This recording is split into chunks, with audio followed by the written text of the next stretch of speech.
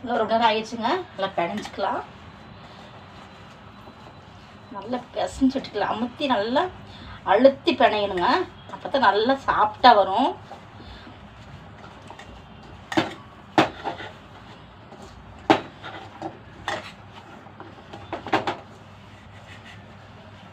நல்லா அமுத்தி நல்லா சாஃப்டாக வரணும்னு நல்லா பிணையணுங்க. அப்போ தான் ஃப்ரெண்ட்ஸ் உடையாமல் நல்லா வரும்.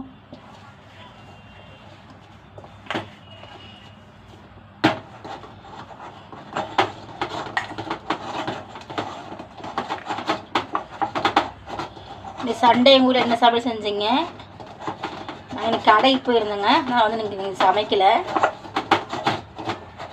இந்த கடையில் சாப்பிட்டு வந்தாச்சுங்க.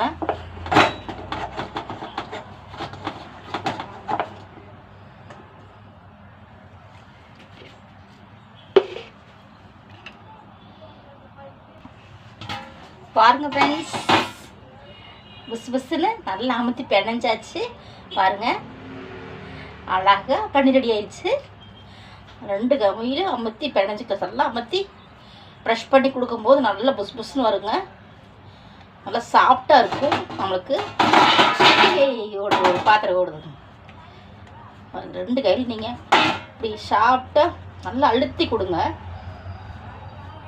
இப்போ தான் ட்ரை பண்ணுறேன். நான் பட்டரே சாப்பிட்டது இல்லைங்க ஃப்ரெண்ட். இதுதான் ஃப்ரெண்ட்ஸ் நான் செய்ய போகிறேன்.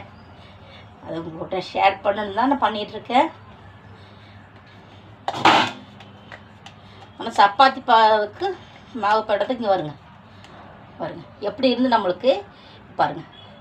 சப்பாத்தி மாவு மாதிரி இருக்குது. புஸ் புஸ்ன்னு வந்துருச்சு பாருங்க.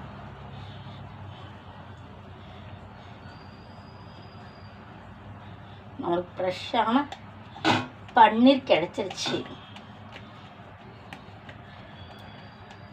நம்ம வந்து ட்ரை பண்ணேன். இந்த மாதிரி கிடைக்கும் கண்டிப்பாக நினச்சே பார்க்கலைங்க.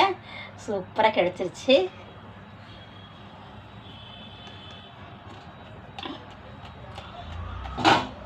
கடையில் இதெல்லாம் கேட்டிங்கன்னா 150 ரூபா சொல்லுவாங்க. 150 ரூபாய்க்கு 200 ரூபாய் சொல்லுவாங்க. நான் 3/4 லிட்டர் பால் தான் வாங்கிட்டு வந்தேன். 50 ரூபாய்க்கு தான் வாங்கிட்டு வந்தேன். பாருங்கள்,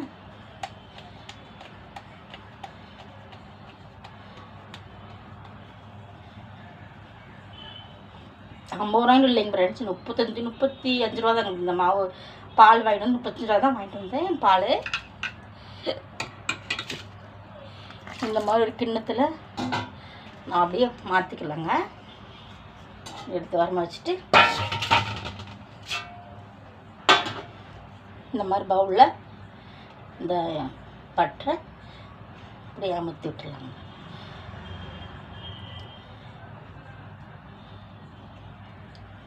நமக்கு வந்து செய்யும் போது எடுத்து நல்லா பீஸ் பண்ணி போட்டுக்கலாங்க. ஓகே ஃப்ரெண்ட்ஸ், பாருங்கள், இந்த வீடியோ பயனுள்ளதாக இருக்கும். பிடிச்சா எல்லாத்துக்கும் ஷேர் பண்ணி விடுங்க. எப்படி வந்துச்சுன்னு கமெண்டில் சொல்லுங்கள். நம்ம பிடிச்சதுன்னா எல்லோரும் ஷேர் பண்ணி விட்ருங்க. மறந்துடாமல் ஷேரில் சப்ஸ்கிரைப் பண்ணிடுங்க. பாய்ங்க.